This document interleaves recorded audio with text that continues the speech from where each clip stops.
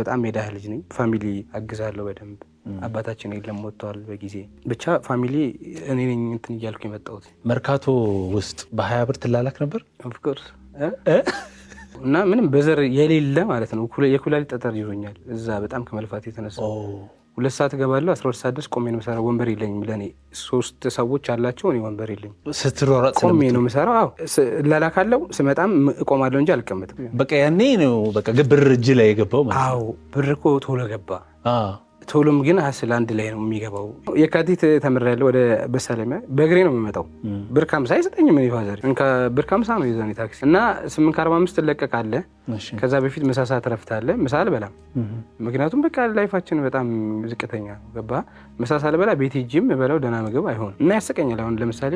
እኔ ትምህርት ላይ ብዙም አልገፋው ከ10 አላለፍኩም እኮ ግን ሰው ይመጣና እንትን አልተማርክ ምናምን ብሎ ሊያወራ ሲፈልግ ቅብጥ ብሎ ምናምን የተማረ ሰው ግራ ይገባል እሺ ይሁን ነው የምትለው አሁን ታያቸዋል ሊስትሮ የሚጠርጉት ልጆች ዝም ብለህ አስበው እስኪ ደስተኛ ቢሆኑ ማይማሩ ይመስላል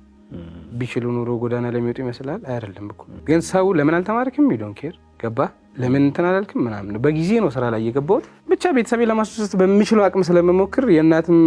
ጸሎት ስላለኝ ነገራቶች ብዙም አይከብዱኝም ስትራግል ውስጥ ገባለሁ